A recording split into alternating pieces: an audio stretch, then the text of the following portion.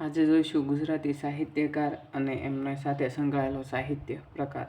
તો પ્રથમ સાહિત્યકાર છે આપણા મીરાબાઈ. તો મીરાબાઈનો સાહિત્ય પ્રકાર હતો પદ. પદની રચના કરતા. અખો. તો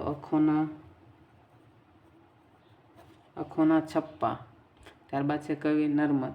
તો કે કવિ નર્મદ ગદ્ય વાર્તાના પિતા તરીકે ઓળખાય કવિ નર્મદ. ત્યારબાદ છે બકર ઠાકોર. તો કે બકર ઠાકોરને સોનેટના પિતાનો દરજ્જો આપવામાં આવેલ છે. તો કે બકર ઠાકોર સોનેટના પિતા. ત્યારબાદ છે દયારામ. તો કે દયારામ આપણી ગરબીના પિતા દયારામ. ગીજુભાઈ બધેકા. તો કે બાળ સાહિત્ય.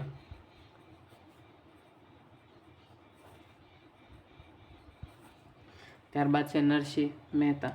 તો કે નરસિંહ મહેતાના પ્રભાત્ય ખૂબ જ પ્રખ્યાત હતા. ત્યારબાદ છે જ્યોતિન્દ્ર દવે. તો કે હાસ્ય લેખન, હાસ્યના પિતા જ્યોતિન્દ્ર દવે. ત્યારબાદ છે પ્રેમાનંદ. તો કે આખ્યાનના પિતા. આખ્યાનના પિતા પ્રેમાનંદ. ઝવેરચંદ મેઘાણી. તો કે લોક સાહિત્યકાર, એટલે કે લોક સાહિત્ય એમનું. ઝવેરચંદ મેઘાણી લોક સાહિત્ય માટે ઘરે ઘરે આંટો મારીને લોક સાહિત્ય ભેગું કરતા. આપણા ઝવેરચંદ મેઘાણી. એમને ખબર પડે ને કે આ જગ્યાએ કોઈ સાહિત્યકાર છે કે એમની સાથે સંકળાયેલ વ્યક્તિ રહેતો, એવો એમના ઘર સુધી મુલાકાત કરતા અને એ સાહિત્યને એકઠું કરતા બધું ઝવેરચંદ મેઘાણી. ત્યારબાદ છે કવિ વલ્લભ ભટ્ટ. તો કે એ ગરબા માટે જાણીતા કવિ વલ્લભ ભટ્ટ. ગુણવંત આચાર્ય. તો કે દરિયાઈ નવલકથાઓ.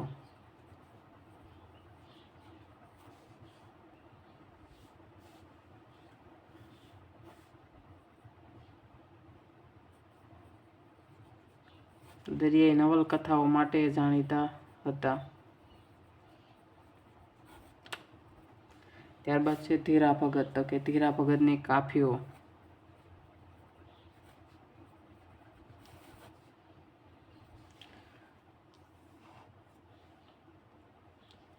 ત્યારબાદ આગળ જોઈશું તો કે કવિ નન્હાલાલ.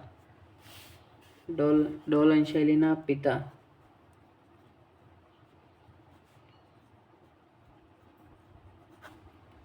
ત્યારબાદ છે ભોજા ભગત. તો કે ભોજા ભગતના ચાબખા.